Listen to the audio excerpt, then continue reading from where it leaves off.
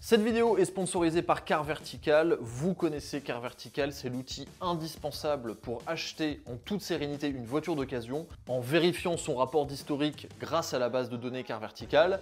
Ça vous permet de savoir si le véhicule a été volé, si le véhicule a été accidenté puis réparé. Ça vous donne des informations aussi sur le kilométrage de la voiture pour s'assurer que le kilométrage n'a pas été trafiqué. Bref, ça vous permet d'acheter une voiture en toute sérénité. Prenons l'exemple de cette Porsche 911 Targa 4 qui a visiblement une vie un peu compliquée. Lorsqu'on rentre le numéro de châssis sur Car Vertical, on obtient le rapport de la voiture, donc une Porsche 911 Targa 4 de 2019. On peut voir qu'au niveau du kilométrage, tout a l'air bien. On voit que la voiture elle a été déclarée comme accidentée et irréparable en 2021. Et lorsqu'on regarde les photos, on voit effectivement que la voiture a été bien accidentée à l'avant. Donc là, les photos datent de 2021 et en 2022, la voiture est en parfait état. Donc elle a été complètement reconstruite et heureusement qu'il y a Car Vertical parce qu'autrement, on ne le saurait pas. Comme d'habitude, vous avez 20% de réduction sur votre prochain rapport Car Vertical avec le code TGD20 qui s'affiche sur l'écran. Je vous rappelle que plus vous utilisez mon code de réduction, plus ça me soutient et me permet de développer d'autres projets. Donc merci à Car Vertical comme d'habitude pour le sponsoring de la vidéo. Et quant à vous, bonne vidéo. Lorsque j'ai acheté cette Porsche 968, j'avais deux objectifs. Le premier, c'était de vivre un maximum d'aventures avec. Je pense qu'avec le Cap Nord, j'ai plutôt réalisé cette envie. Ma deuxième envie, c'était de préparer la voiture pour qu'elle soit à la fois une voiture extraordinaire à rouler sur route, mais aussi une voiture capable de faire de la piste et notamment d'aller au Nürburgring. Vous le savez, je pense depuis quelques années, tous les ans je me rends au Nürburgring parce que c'est mon moment. C'est le moment de l'année automobile que je préfère. On y va avec des copains. Là, on est venu ici. On a 10 voitures, que des voitures de dingue. Et on fait que rouler, on fait que parler automobile. Bref, c'est Forza Horizon dans la vraie vie et c'est vraiment le moment que je préfère. La préparation de cette voiture a été quelque peu chaotique. D'une part parce que le délai pour préparer la voiture, pour installer toutes les pièces que j'ai commandées chez Rose Passion après le road trip du Cap Nord, était quand même très serré. En plus de ça, il y a eu toute la partie imprévue dans la préparation, ça reste de la mécanique, donc certaines pièces qui ont mis plus de temps que d'autres à s'enlever, d'autres pièces où je m'étais trompé dans la commande, donc il a fallu les recommander. Bref, il y a eu du délai. Vous l'avez vu dans la dernière vidéo, la préparation de la voiture, donc le montage des pièces et tout, s'est terminé littéralement 10 heures avant de venir au Nürburgring. C'est-à-dire que ça s'est terminé à 17h30 chez Overdrive Automobile à Venelle, qui se sont occupés de la préparation de la voiture. Et à 17h30, je suis parti d'Aix-en-Provence, je suis arrivé à 2h au Nürb. Voilà. La géo a été faite en dernière minute par Georges de chez Apex. Maintenant, il ne me reste plus qu'une chose à faire, voir si la voiture est bien sur piste et voir si l'idée de préparation que j'avais pour cette voiture a été suffisante par rapport à mes attentes ou non. Pour rappel, la préparation effectuée sur la voiture consistait principalement à améliorer le châssis et à supprimer, on va dire, les petits mouvements de caisse qu'il y avait sur la voiture, avec donc des nouvelles barres anti-roulis à l'avant et à l'arrière qui font la même taille que celle du kit M030, donc le kit châssis sport qui équipait la 968 Club Sport.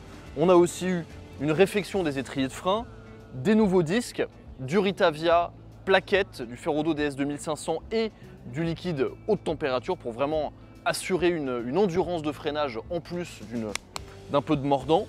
Les suspensions qui équipent la voiture sont toujours les suspensions BC Racing, qui sont des suspensions, j'en parlerai, que j'aime pas trop, parce que je trouve qu'elles fonctionnent mal et je trouve qu'elles sont pas du tout efficaces. Pour que la voiture respire bien, on a aussi mis un filtre à air sport et le même travail de freinage a été effectué à l'arrière. Vous pouvez retrouver ma liste de pièces commandées sur le site Rose Passion qui m'accompagne sur ce projet dans la description. N'hésitez pas à aller checker un œil sur leur site si vous êtes porschiste, je pense que vous trouverez tout votre bonheur.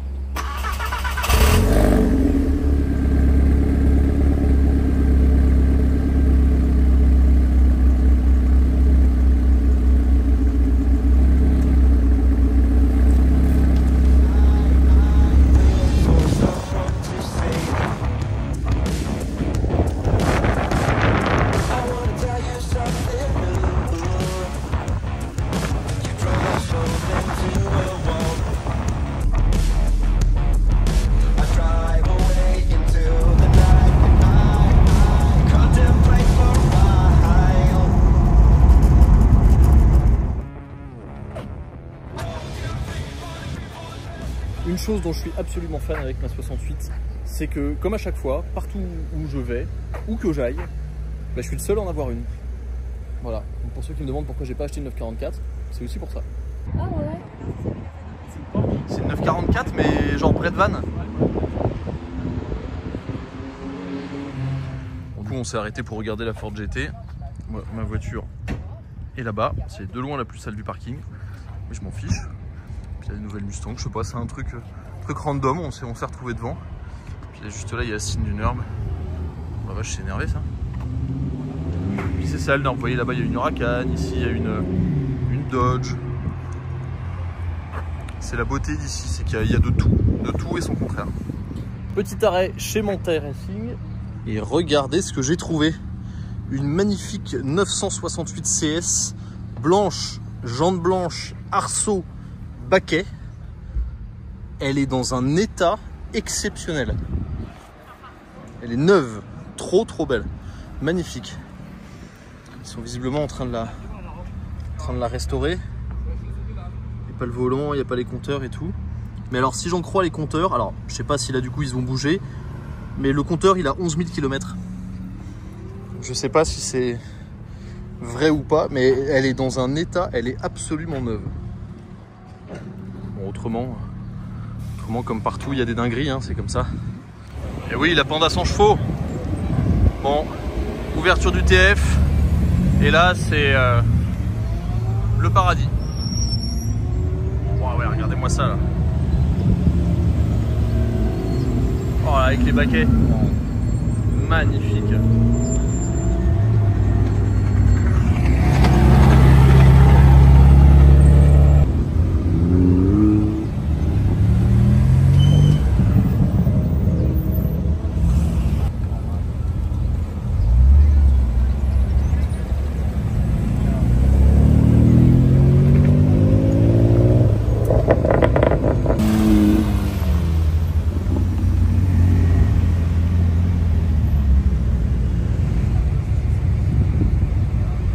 Comme prévu, la piste a fermé au bout de 20 minutes. Ça devient un peu problématique le TF. C'est pour ça que nous on est allé pour faire un track day. Alors moi j'ai pas pu y aller à cause de ma géométrie qui n'était pas faite. Mais là il y a des centaines de voitures qui attendent. Et ça a fermé en 20 minutes quoi. Donc ouais, c'est un peu le... Ça devient sérieusement problématique.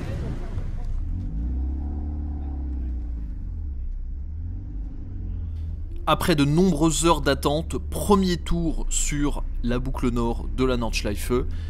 J'ai pas mis de micro dans la voiture parce que je voulais vraiment me concentrer. Je rappelle que le Nürburgring c'est quand même un circuit qui est très dangereux, où il y a beaucoup de monde. Il est dangereux par le tracé mais aussi par l'éclectisme des pilotes et des voitures qui sont présents en même temps sur la piste. Les deltas de vitesse entre une voiture qui a 30 ans comme la mienne et une voiture moderne avec plus de 500 chevaux peuvent être énormes. Donc voilà, j'ai préféré me concentrer. Je vous propose de regarder ce premier tour, alors qui était en réalité déjà mon troisième tour avec la voiture. Et dans le tour d'après, je vous commenterai beaucoup plus ce que j'ai pu ressentir, analyser au volant de ma Porsche fraîchement modifiée. Et je répondrai à la question, est-ce que cette voiture me convient? On se retrouve dans le deuxième tour et vous verrez dans le deuxième tour il y a pas mal de batailles, donc ça sera rigolo.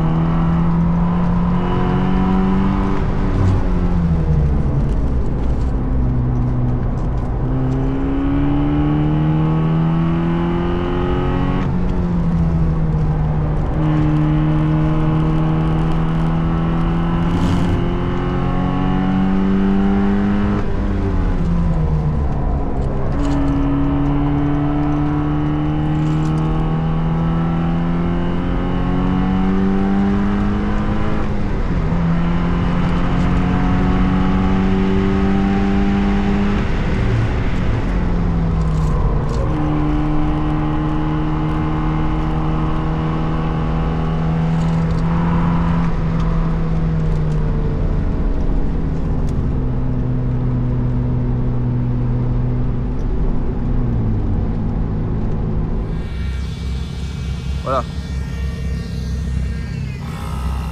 Quand on dit que le NURB c'est devenu un peu trop populaire, il est 7h58. Ça ouvre dans 2 minutes. Et bah il y a déjà une queue. En fait, c'est ce qu'on disait avec Loïc, on dirait vraiment que c'est la file de tous les gogoles. On va rouler, voilà. On va faire les gogoles. C'est ça, on est tous ici. C'est super, voilà, on a même le temps de faire les pressions sur la course, enfin sur la route. Très bien.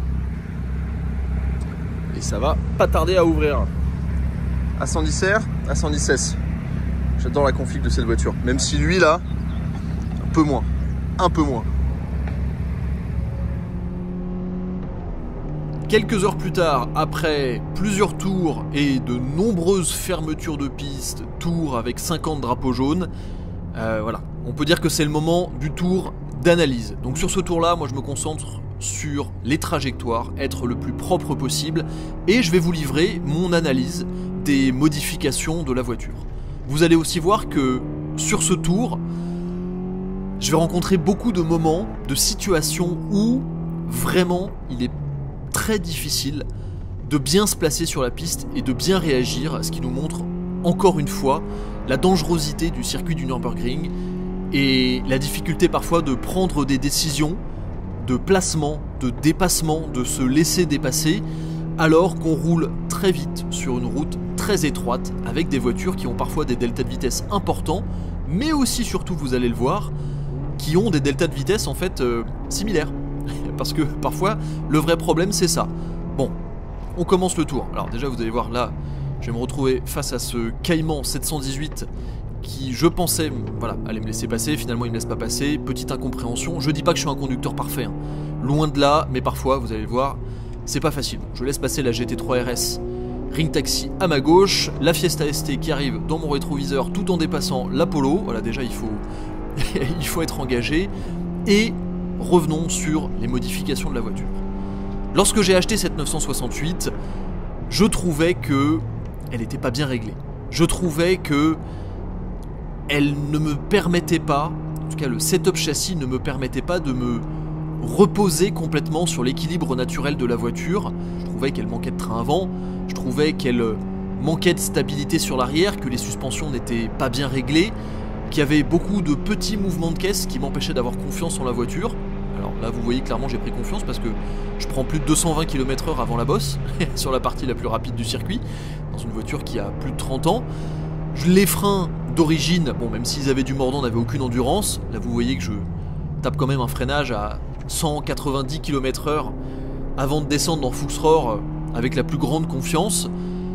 Bref, je trouvais que la voiture finalement n'était clairement pas à son plein potentiel. C'est pour ça que j'ai choisi de faire des modifications.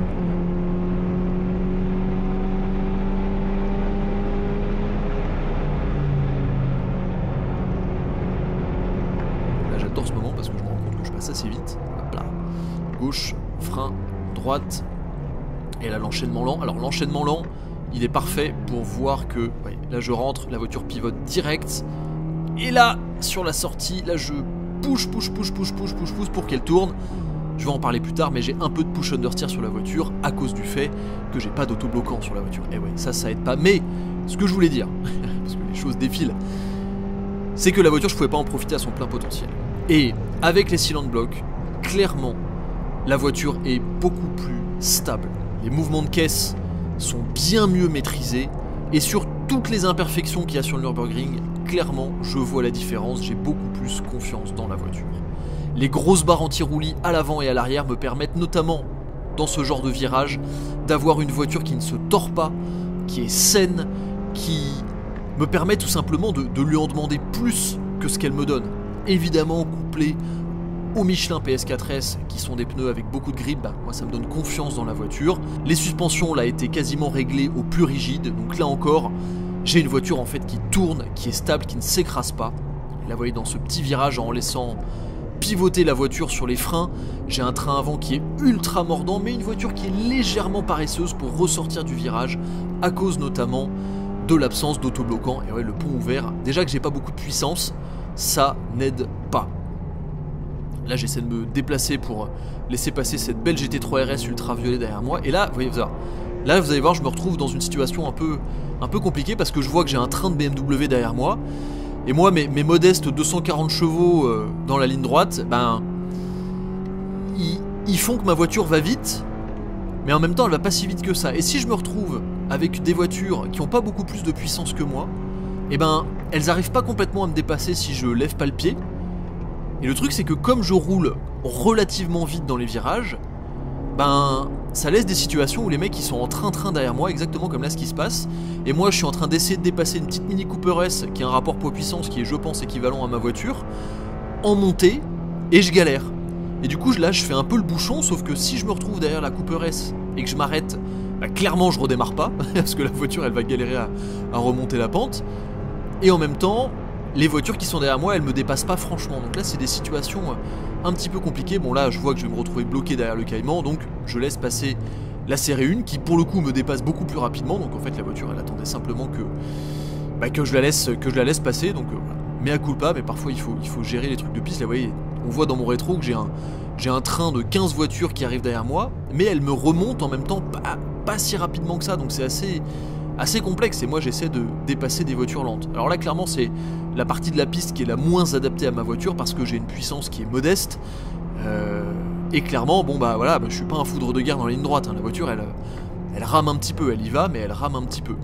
C'est après le carrousel, et d'ailleurs là je choisis de laisser passer les voitures qui sont derrière moi parce que voilà j'ai un train de voiture qui est plus rapide, série 1, M2, GT3, même non, c'est pas une GT3, c'est une Carrera S avec l'aérokit. Et derrière moi, j'ai des abonnés d'ailleurs que je salue dans la M3 E46 grise, que j'aurais bien aimé essayer de suivre, mais j'ai pas la puissance. Clairement, j'ai pas la puissance. Vous allez voir, là, ils vont me dépasser comme si j'étais arrêté ou presque. Pourtant, ma voiture elle avance, hein, mais bon, voilà, il y a 100 chevaux de plus, un empattement plus long. Je sais pas quelle modif ils ont, est-ce qu'ils ont un pont court. Bon, voilà, clairement, il y a pas match. Et c'est pas grave. Mais dans les virages, je vois que voilà, je suis pas ridicule non plus. Et c'est là vraiment, dans cette dernière partie de piste, que la voiture va se révéler. Vous allez voir que les vitesses de passage en courbe que j'arrive à maintenir sont, honnêtement, pour une voiture de cet âge et de ce kilométrage, assez étonnantes.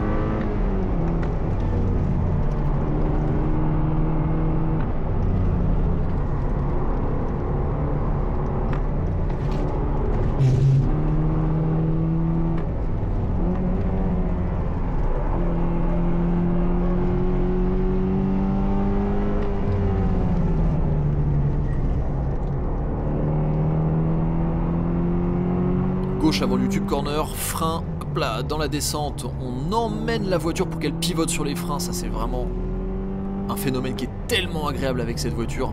Lorsqu'on garde le frein jusqu'à la corde, la voiture s'enroule autour du virage, c'est fantastique. Il manque juste l'autobloquant pour que ça termine de tourner. Ça c'est vraiment, c'est le seul truc.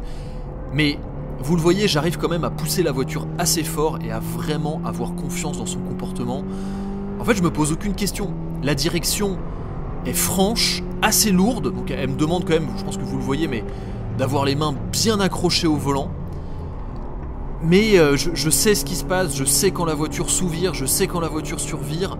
Elle est facile à mener, elle est terriblement efficace. Là par exemple dans cette petite... hop là, ce petit saut, la voiture est très stable. Et là regardez les vitesses de passage dans cet enchaînement qui est quand même assez rapide et dangereux.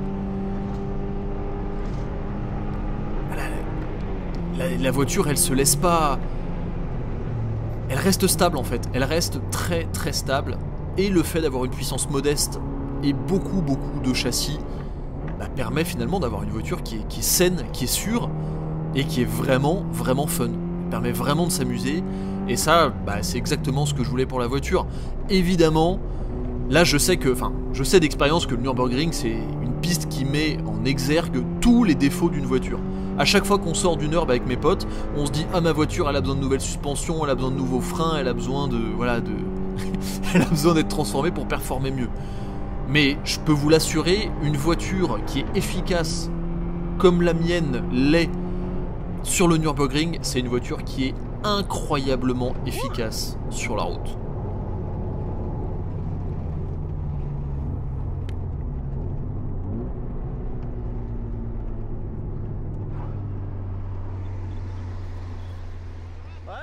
Je dois dire que cette voiture m'impressionne. Ça fait 3 mois et demi que je l'ai. Je l'ai récupéré début février. Et en 3 mois et demi, la voiture est passée de 137 300 km à 150 000 au moment où je vous parle. Elle a passé les 150 000 km sur le ring. Donc ça, je suis assez content. Et durant ces, alors si je fais les maths, 13 000 km à peu près en 3 mois et demi, même moins que ça en 3 mois. La voiture a fait 3 500 km dans le sud de la France, 9 000 km durant le road trip direction le Cap Nord, 1000 km pour venir ici, 15 tours de NURB et demain 1000 km pour revenir.